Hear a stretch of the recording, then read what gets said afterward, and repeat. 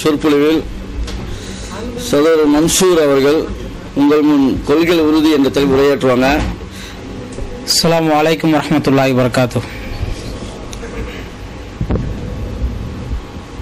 அஊது பில்லாஹி மினஷ் ஷைத்தானிர் ரஜீம். பிஸ்மில்லாஹிர் ரஹ்மானிர் ரஹீம்.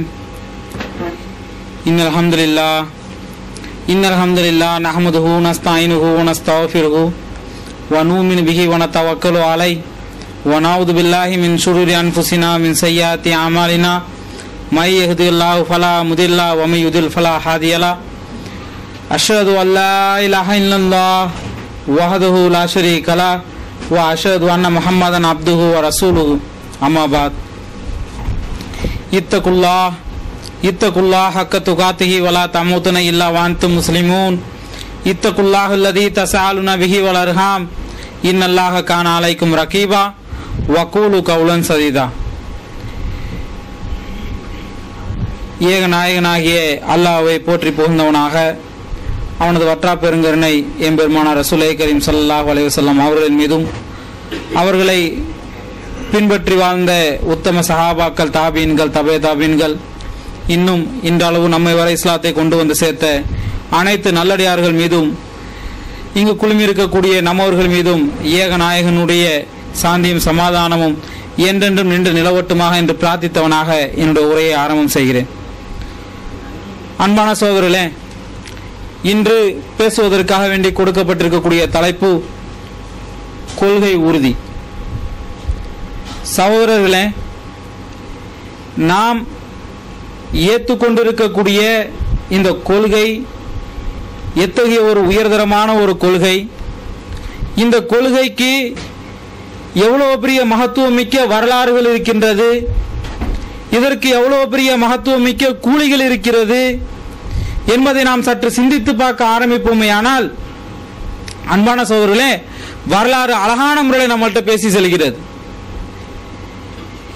நாம் ஏற்றுக்கொண்டிருக்கக்கூடிய இந்த ஏகத்துவ கொள்கை இருக்கிறது, அல்லாஹ்வையும் மட்டும்தான் வழங்குவோம், அவனுடைய தூதரை அவர்களுடைய வார்த்தையை மட்டும்தான் ஏற்றுக்கொள்வோம் என்பதாக ஏற்றுக்கொண்டிருக்கக்கூடிய இந்த ஒரு கொள்கை சாதாரண ஒரு வரலாறை கொண்ட ஒரு கொள்கை கிடையாது.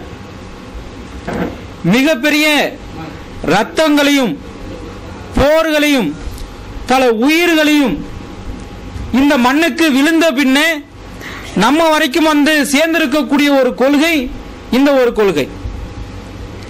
இன்னைக்கு நமக்கு சாதாரண ஒரு விஷயமாக தெரிஞ்சிருச்சு. இன்னைக்கு அல்லாஹ் சுப்ஹானஹு வ தஆலா இன்னைக்கு இந்த தமிழ் பேசக்கூடிய மக்கள்கிட்ட ரொம்ப அழகான முறையில் இன்னைக்கு இந்த ஏகத்துவ கொள்கை பரவக்கூடிய ஒரு காரணத்தினால நமக்கு இந்த கொள்கையினுடைய ஒரு அடிப்படையான ஒரு விஷயம் அந்த அளவுக்கு தெரியாம இருக்க ஆரம்பிக்கிறது. இன்னும் சில வருத்தப்படக்கூடிய விஷயங்கள்லாம் நடக்க ஆரம்பிக்குது. என்னன்னு சொல்லிட்டு கேட்டா, சில சகோதரர்கள் தௌஹீதை நாங்கள் ஏற்றுக்கொள்கிறோம் என்றும் ஃபேஷன் தௌஹீதுவாதிகளாக சிலர்கள் இருக்கக்கூடிய ஒரு சூழ்நிலையை நாம பார்க்கிறோம். இதெல்லாம் மாற வேண்டும் அன்பான சகோதரர்களே. இந்த கொள்கைக்கு ஒரு உதாரணத்தை சொல்ல ஆரம்பிக்கணும்னு சொல்லிட்டு சொன்னா, அபூதர் கிஃபாரி ரலியல்லாஹு அன்ஹு அவர்களுடைய அந்த வரலாறை நாம் சொல்லி காமிக்கலாம். அபூதர் கிஃபாரி ரலியல்லாஹு அன்ஹு அவங்க நபி ஸல்லல்லாஹு அலைஹி வஸல்லம் அவர்களை பற்றி கேள்விப்பட்டு அவர்களை சந்திப்பதற்காக, இஸ்லாத்தை பற்றி தெரிந்து கொள்வதற்காக அவர்கள் மக்காவுக்கு வருகிறார்கள். வந்தா அந்த மக்காவுடைய அந்த சூழ்நிலையெல்லாம் பார்க்கும் பொழுது நன்றாக தெரிகிறது, நபி ஸல்லல்லாஹு அலைஹி வஸல்லம் அவர்களுக்கு ஒரு முரணான ஒரு சூழ்நிலையை அவர்கள் காணக்கூடிய ஒரு சூழ்நிலையில அவங்க ரொம்ப அமைதியான முறையில் இருக்கிறாங்க. 3 நாட்கள் யார்கிட்டையும் அதை பத்தி கேட்கறது இல்ல, நபி ஸல்லல்லாஹு அலைஹி வஸல்லம் பத்தி பேசுறது இல்ல. இவ்வாறாக 3 நாட்கள் ஹரம் ஷரீஃப்லயே அவங்க வந்து அவங்களுடைய நாட்களை கழிக்கிறாங்க. பின்னாடி அலி ரலியல்லாஹு அன்ஹு அவர்கள் அவர்களை உணர்ந்து கொண்டவர்களாக அவர்களை அழைத்து கொண்டு அல்லாஹ்வுடைய தூதர் ரசூலுல்லாஹி ஸல்லல்லாஹு அலைஹி வஸல்லம் அவர்களிடம் அழைத்து கொண்டு போய் செல்றாங்க. பொண்ணு ஒண்ணு அல்லாஹ்வுடைய தூதர் அவர்களை இஸ்லாத்தை அழகான முறையில் எத்தி வைக்கிறார்கள், அவர்கள் ஏற்றுக்கொள்கிறார்கள். ஏற்றுக்கொண்டோன்னு அல்லாஹ்வுடைய தூதர் அழகான ஒரு வார்த்தையை சொல்றாங்க. அவர்களுடைய அந்த நலனை கருதி இந்த விஷயத்தை இப்போதைக்கு உங்களோட நீங்க வச்சுக்கிடுங்க, நீங்க வெளியில சொல்ல வேண்டாம், ஏன்னா நீங்க வெளியில சொன்னீங்கன்னா உங்களுக்கு ஆபத்து நேரிடலாம், கொஞ்ச நாள் பொறுமையாக இருங்கள், இன்ஷா அல்லாஹ் நம்மளுடைய கை உயர்ந்த பின்னே, நம்மளுடைய கை ஓங்கிய பின்னே நீங்கள் இதா சொல்லலாம், இத அது வரைக்கும் கொஞ்சம் பொறுமையா இருங்கள் என்பதாக அல்லாஹ்வுடைய தூதர் அவங்க அவங்களுடைய நலனை முன்னிறுத்தி அவங்களுக்கு உபதேசம் பண்றாங்க.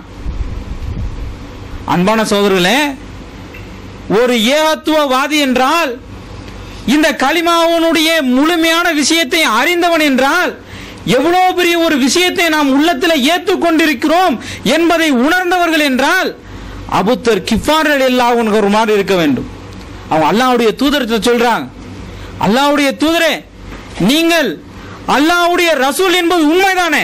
ஆமா, உண்மைதான். அப்படிங்கும்போது இதை சொல்லுவதற்கு எனக்கு என்ன பயம் என்பதாக சொல்லிவிட்டு அவர்கள் காபத்துல்லாவிலே போய் நின்று அஷ்ஹது அல்லா இலாஹ இல்லல்லாஹ் வஹ்தஹு லா ஷரீக லஹு வ அஷ்ஹது அன்ன முஹம்மதன் அப்துஹு வ ரசூலுஹு என்பதாக அவர்கள் அங்கே சொல்ல ஆரம்பிக்கும் பொழுது பல திசைகளிலிருந்து அவர்களுக்கு அடி உழுவ ஆரம்பிக்குது. ஏன்? மக்காவுடைய சூழ்நிலை அன்னைக்கு அந்த மாதிரியான சூழ்நிலை. இஸ்லாம் என்று சொன்னால் அடி விழுகக்கூடிய சூழ்நிலை. எந்த அளவுக்கு உயிர் போகக்கூடிய அளவிற்கு அவர்களுக்கு அங்க அடி விழுகிறது. அப்போ ஒரு சஹாபி அப்போ ஒருத்தர் அவர் சொல்றாரு, இவர் கிஃபாரி கூட்டத்தை சார்ந்தவர், இவரை நீங்க அடிச்சு கொலை பண்ணிட்டீங்கன்னு சொல்லிட்டு சொன்னா இவர் நம்ம பின்னாடி வியாபாரத்திற்காக வேண்டி அந்த சமூகத்தை கடந்துதான் நாம் செல்ல வேண்டும், அப்பொழுது அவர்கள் நமக்கு தொல்லை தருவார்கள் என்று அவர்கள் அந்த விலக்கி விட்டதன் காரணமாக அவர்கள் அன்னைக்கு உயிர் தப்பக்கூடிய ஒரு நிலையை இன்னைக்கு பார்க்கிறோம். அன்பான சகோதரர்களே, அப்போ கொள்கை என்றால் இப்படி இருக்க வேண்டும்.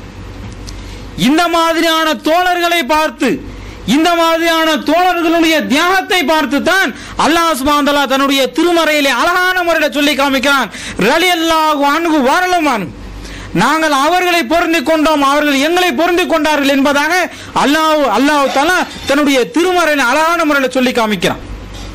அப்போ இந்த கொள்கையை ஏற்றுக்கொள்வதாக இருந்தால் அது அந்த அளவுக்கு உள்ளத்திலே ஆணி வேறாக பதிய வேண்டும். உலகத்தில் உள்ள எல்லா விஷயங்களை விட அல்லாஹ்வும் அவனுடைய தூதரும் முக்கியத்துவம் வாய்ந்ததாக நமக்கு இருக்க வேண்டும். இதை அபூபக்கர் சித்திக் ரலியல்லாஹு அன்ஹு அவர்களுடைய வரலாற்றில் ஒரு உதாரணத்தை எடுத்து நம்ம பார்க்கலாம். அபூபக்கர் சித்திக் ரலியல்லாஹு அன்ஹு அவங்க ஆரம்ப காலத்தில் இஸ்லாத்தை ஏற்றுக்கொண்டவர்கள். அவங்களுடைய மகன் ஆரம்ப காலத்தில் இஸ்லாத்தை ஏற்றுக்கொள்ளனாலும் பிற்காலத்தில் அவங்க இஸ்லாத்தை ஏற்றுக்கொள்றாங்க. பிற்காலத்தில் இஸ்லாத்தை ஏற்றுக்கொண்ட பின்னாடி அபூபக்கர் சித்திக் ரலியல்லாஹு அன்ஹு அவர்களும் அவங்களுடைய மகனும் உட்கார்ந்து பேசிக்கிட்டு இருக்கிறாங்க. பேசிக்கிட்டு இருக்கும் போது அவங்களுடைய மகன் அபூபக்கர் ரலியல்லாஹு அன்ஹு அவங்கள பார்த்து சொல்றாங்க, பத்ரு போர்க்கள சமயத்தில் நான் அந்த ரெண்டு தரப்புகளும் நான் போர் செஞ்சு இருக்கும் பொழுது உங்களை நான் ஒரு 2-3 தடவை பார்த்தேன், உங்களை வெட்டுவதற்கு உண்டான வாய்ப்பு எனக்கு கிடைத்தது. ஏன்? அபூபக்கர் சித்திக் ரலியல்லாஹு அன்ஹு அவர்கள் அல்லாஹ்வுடைய தூதரோடு இருக்கிறார்கள், அவர்களுடைய மகன் எதிரணியில இருக்கிறார். அப்ப அவர் சொல்றாரு, நீங்க அந்த பத்ரு போர்க்களத்தில் வரும்போது ஒரு 2-3 டைம் அப்படி எங்கன கடந்து போனீங்க, உங்களை வெட்டுவதற்குண்டான வாய்ப்பு எனக்கு கிடைச்சது, நான் தந்தை ஆயிடுச்சு, இவரை வெட்ட வேணாம்னு சொல்லிட்டு உங்களை நான் விட்டுட்டேன் என்பதாக அவங்களுடைய மகன் சொல்றார். அப்போ அபூபக்கர் ரலியல்லாஹு அன்ஹு அவங்க சொல்றாங்க, எனக்கு அதே மாதிரி ஒரு வாய்ப்பு அமைந்திருக்குமே ஆனால் நிச்சயமாக உன்னை நான் வெட்டி இருப்பேன் என்பதாக அவர்கள் கூறுகிறார். அப்ப பாருங்க, இந்த கொள்கை எந்த அளவுக்கு அவங்களுடைய உள்ளத்திலே ஊன்றி போயிருந்துச்சுன்னா, எந்த அளவுக்கு இது ஆணிவேராக பதிந்திருந்தது என்றால், தன்னுடைய பெத்த மகனாய் இருந்தாலும் கொள்கைக்கு மாற்றமாக இருந்தா எடுத்து சொல்றதுல தயங்க மாட்டேன், என்ன நடவடிக்கை எடுக்கிறதுல நான் தயங்க மாட்டேன், யாராவனாலும் இருக்கட்டும், யாருக்காக வேண்டியும் அட்ஜஸ்ட் செய்து கொண்டு போக மாட்டோம், யாருக்காக வேண்டியும் வளைந்து கொடுக்க மாட்டேன். அல்லாஹ் அவனுடைய தூதரம் சொன்னதுன்னா சொன்னதுதான், அதற்கு எதிராக யாரு நின்றாலும் சரி அவர்களுக்கு நிராகரிப்பாளர்களுக்கு என்ன தண்டனையோ என்ன நடவடிக்கையோ அதே நான் எடுத்திருப்பேன் என்பதை இந்த வரலாறு அழகான முறையில் நமக்கு சொல்லி காமிக்குது. அன்பான சகோதரர்களே, இப்படிப்பட்ட உள்ளத்திலே ஆழ்ந்த ஒரு கொள்கையைத்தான் இன்று நாம் ஏற்றுக்கொண்டிருக்கிறோம். இந்த கொள்கை அல்லாஹ்வுடைய தூதர் அவர்களை பார்த்து அல்லாஹ் சுப்ஹானஹு வ தஆலா சொல்லி காமிக்கிறானே, இப்ராஹிமுடைய வழியை நீ பின்பற்றுன்னு சொல்லிட்டு